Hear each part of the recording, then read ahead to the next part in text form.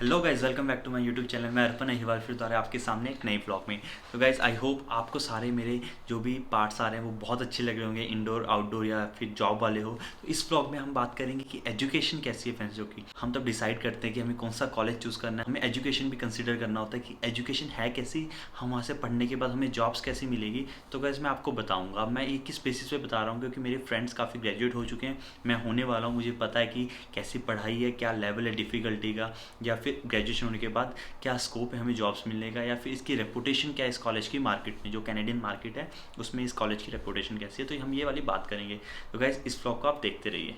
तो गाइस अगर आपको ये व्लॉग्स अच्छे लग रहे हैं तो गाइस प्लीज़ लाइक बटन दबा दीजिए, क्योंकि मुझे बहुत सपोर्ट मिलती है आपके लाइक कमेंट करने से। मुझे इतनी सपोर्ट मिलती है, तभी मैं इस एक आइडिया से आया हूँ कि अगर कोई भी लंदन या फिर फैन शो आ रहा है उसको पूरा मतलब एक पैकेज मिल जाए, बाहर से देख ले, अंदर से देख ले, एजुकेशन, जॉब और मेरा पर्सनल एक्सपीरियंस, सब पैकेज मिल जाए। ऐसा ना हो कि कुछ चीज़ भी मिस हो जाए। तो गाइज हम बात करते हैं एजुकेशन की। तो गाइज एजुकेशन जो कनाडा की है और इंडिया की है वो टोटली डिफरेंट है। आप मत सोचना कि यार मैं इंडिया में अगर पढ़ाई में अच्छा नहीं हूँ तो कनाडा में कैसे मैनेज करूँगा, क्योंकि मोस्टली स्टूडेंट यही सोचते हैं कि यार मेरा 12th बहुत मुश्किल से पास हुआ है या 10th में मैं अच्छा नहीं था, पता नहीं मैं कैसे मैनेज करूँगा। गाइज नहीं, क्योंकि मेरे घर में भी अभी एक नया स्टूडेंट आया, वो ये डर रहा है कि यार कैसी होगी यहाँ पे एजुकेशन सिस्टम, क्योंकि यहाँ पे बिल्कुल अपोजिट है। ऐसा नहीं है कि आपकी 3-4 महीने में एक एग्ज़ाम होगा उसके लिए आपको दिन रात पढ़ना पड़ेगा। नहीं नहीं नहीं, ऐसा नहीं होता। तो गाइज आपको मैनेज करना आना चाहिए, मार्क्स यहाँ पे अच्छे आ जाते हैं। अब मैं आपको बताता हूँ कि यहाँ पे पढ़ाई का सिस्टम कैसा है। फर्स्ट पॉइंट ये है कि इंडिया की तरह बिल्कुल नहीं है। ये मत सोचना कि आप एक दिन में पढ़ के सारा सिलेबस कवर कर लोगे, एक रात बैठोगे और अगले दिन एग्ज़ाम दे दोगे। नहीं, ऐसा नहीं है। पर यहाँ पे स्ट्रेस नहीं है। पहली बात, इंडिया में अगर आप एक दिन पहले पढ़ते हो, 2 दिन पहले पढ़ते हो, आपको इतना स्ट्रेस होता है एग्ज़ाम का कि यार कल एग्ज़ाम है, कैसे मैं एग्ज़ाम दूंगा, क्या क्या आएगा, पूरी मोटी सी बुक पूरी रात पढ़ रहे होते हैं। ऐसा नहीं होता यहाँ पे 1-2 चैप्टर्स होते हैं, बट रेगुलर इंटरवल में एग्ज़ाम लेते हैं। मतलब आज एग्ज़ाम है, नेक्स्ट वीक फिर है, फिर नेक्स्ट वीक है, नेक्स्ट वीक है। तो यहाँ पे एग्ज़ाम्स कॉन्टीन्यूसली चलते रहते हैं।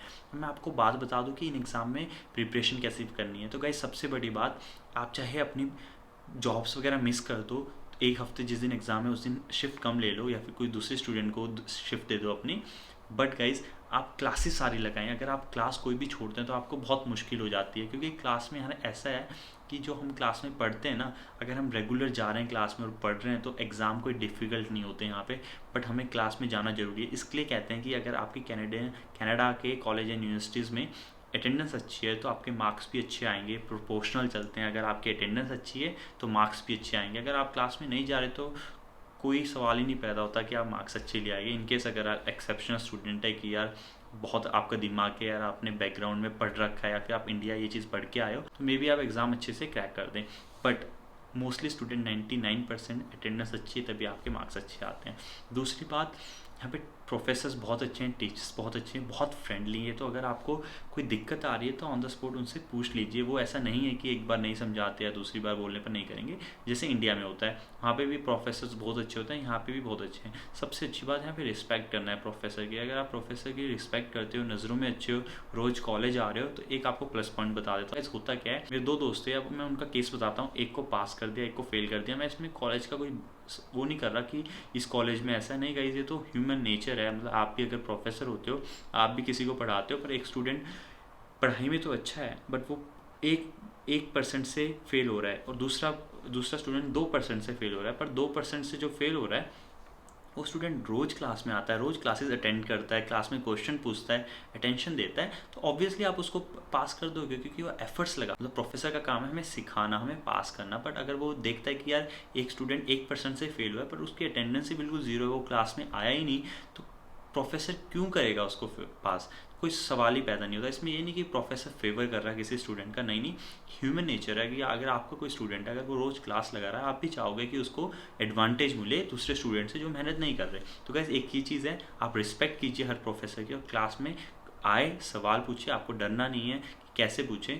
अगर आपको लग रहा है कि क्लास के बीच में मैं रोक कर प्रोफेसर से नहीं पूछ सकता, आप क्लास के बाद में भी पूछ सकते हैं। यहाँ के प्रोफेसर बहुत अंडरस्टैंडिंग है, वो बहुत समझते हैं स्टूडेंट को, इंटरनेशनल स्टूडेंट को, क्योंकि कनाडा में सबसे ज़्यादा इंटरनेशनल स्टूडेंट्स हैं। तो ऐसा नहीं है कि अगर आप कुछ पूछ लोगे तो वो नहीं बताएंगे। वो समझते हैं कि इनकी इंग्लिश भी सेकंड लैंग्वेज है, अगर इनकेस आपको इंग्लिश में प्रॉब्लम आ रही है फिर भी वो समझते हैं, डोंट वरी।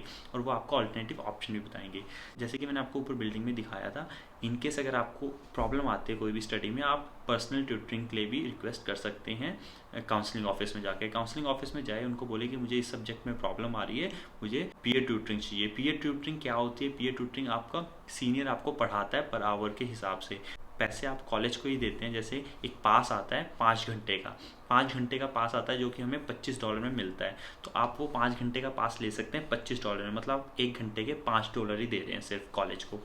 तो होता है क्या है, अब ये चीज़ मुझे कैसे पता है, क्योंकि ये चीज़ मैंने खुद की है। मतलब मैं भी जूनियर्स को पढ़ाता था और मैं उसका क्राइटेरिया बताऊंगा। कोई स्टूडेंट इंटरेस्टेड है पीयर ट्यूटर बनने के लिए तो कैसे बन सकते हैं। तो गाइज 5 घंटे का एक पास आता है, प्रैक्टिकली आप 1 घंटे के $5 दे रहे हैं कॉलेज को। तो अब कॉलेज क्या करता है, कॉलेज जो लड़का पढ़ाएगा हमें उसको देता है $14.25 जो कि मिनिमम वेज है। तो उसका वो एक तरीके की पार्ट टाइम जॉब होगी। तो ये पार्ट टाइम जॉब से भी आप यूज़ कर सकते हैं।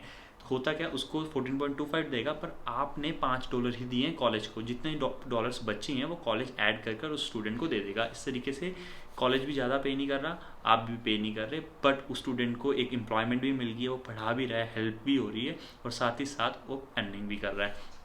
तो गैस होता क्या है, अब इसका एलिजिबल क्राइटेरिया क्या है पीयर ट्यूटर बनने का, मैं बता देता हूँ। अगर आप पीयर ट्यूटर बनना चाहते हैं एक स्पेसिफिक सब्जेक्ट के, जैसे आप मैथ्स का बनना चाहते हैं, ऐसे नहीं कि आप पढ़ाई में मैथ्स में आपने स्कोर अच्छा ही नहीं किया और आप पीयर ट्यूटर के लिए अप्लाई कर दें, नहीं।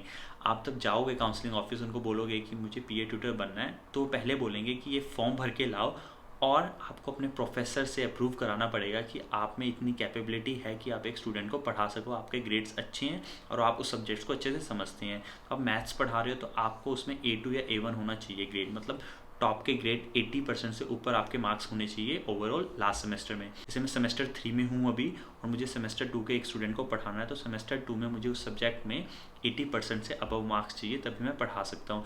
और मुझे उस प्रोफेसर से जाकर अप्रूवल भी लेना पड़ेगा कि मुझे इस सब्जेक्ट को पीयर ट्यूटर करना है किसी को, और आप अप्रूवल दे दो। तो वो अप्रूवल देने के बाद वो हमें काउंसलिंग वाले हमें अप्रूवल देंगे कि ठीक है आप पीयर ट्यूटर बन सकते हो। तो इससे आपको एक तरीके की जॉब भी मिल जाती है साइड बाय साइड, मतलब आप पढ़ भी रहे हो, साथ साथ आपकी रिवीजन भी हो रही है जो जो सिलेबस है, क्योंकि आपका ही सब्जेक्ट है, आपका रिवीजन भी हो रहा है, साथ में आप पैसे भी कमा रहे हो और कहीं आपको ट्रैवल भी नहीं करना। और पढ़ाई है यार, जितना मर्जी पढ़ा लो उतना आपका फ़ायदा ही होगा, कोई नुकसान तो है नहीं।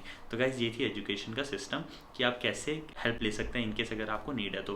अब मैं आपको बात कर लेता हूँ कि यार गाइज़ यहाँ पे F4L जो पोर्टल होता है फेंशो ऑनलाइन का पोर्टल, वो आप टाइमली चेक करते रहिए। आप यहाँ आओ तो इंडिया की तरह नहीं है कि एक मेल आ जाएगा, 2 मेल आ जाएंगे, गाइज़ नहीं, दिन में 50-50 मेल आते हैं, 20-20 मेल। तो आप चेक कीजिए, चेक करते रहिए F4L को बार बार, कोई अपडेट तो नहीं आई, कोई क्विज़ की सबमिशन तो नहीं है, कोई असाइनमेंट की सबमिशन तो नहीं है। क्योंकि अगर आप छोड़ देते हो असाइनमेंट तो बहुत मुश्किल होता है, 5% चली जाता है। ऐसा नहीं होता कि असाइनमेंट हमें ड्यू डेट्स याद क्यों नहीं रहती असाइनमेंट्स की, क्योंकि यहाँ पे ऐसा नहीं है कि एक मंडे को असाइनमेंट आएगी फिर नेक्स्ट मंडे को आएगी, नहीं, आज है, आज शाम को एक और है, कल सुबह, कल रात को, तो आपको याद रखनी पड़ती है। गाइस आप ध्यान रखिए, अगर आपको याद नहीं रहता तो आप एक टाइम टेबल बना दें ताकि आप कोई भी चीज़ मिस ना करें। क्योंकि गाइस यहाँ पे जो सबमिशन होता है वो बड़े ट्रिकी तरीके से होता है, लाइक ना कल होगा ना आज ही होगा, मतलब 11:59 PM, मतलब 12 बजने से 1 मिनट पहले। अब होता क्या है कि अगर आप 1 मिनट भी लेट हो जाते हो ना तो आपको लेट सबमिशन में गिन लिया जाता है, मतलब आपके 25% डिडक्ट होंगे। अगर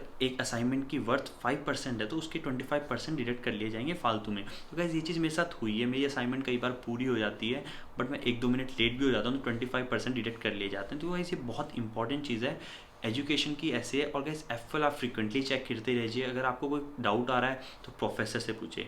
तो गाइस ये था मेरा एजुकेशन का व्लॉग। अगर आपको इस व्लॉग से हेल्प मिली हो तो guys please like share subscribe करना ना भूलें और बेल आइकन भी दबा दें ताकि आप मेरी कोई भी वीडियो मिस ना करें। थैंक यू गाइस, आप मेरे ब्लॉग्स को इतना सपोर्ट कर रहे हैं। और गाइस ये स्पेसिफिकली ये जो मैंने एक सीरीज़ बनाई है फेंशो की, चाहे वो एजुकेशन हो, चाहे जॉब्स हो, चाहे मेरा पर्सनल एक्सपीरियंस या फिर कैंपस टूर हो, गाइस मैंने इसी के लिए बनाई है। जो भी प्लान कर रहा है फेंशो में आने के लिए उसको सब पता हो फेंशो के बारे में, क्या चीज़ है क्या नहीं है, या फिर कोई कंसल्टेंट के पास जा रहा है वो कंफ्यूज है कि मुझे फेंशो में जाना चाहिए नहीं जाना चाहिए, तो ये वीडियोस देखिए, आपको सब पता चलेगा कि क्या क्या चीज़ें हैं वहाँ पर, जाना चाहिए या नहीं जाना चाहिए, वो आप अपने अकॉर्डिंग डिसाइड कर लीजिए। गाइस थैंक यू, मिलते हैं नेक्स्ट व्लॉग में। आई होप आप सब सेफ हो गए, खुश हो गए। तो मिलते हैं नेक्स्ट व्लॉग में, तब तक के लिए बाय बाय।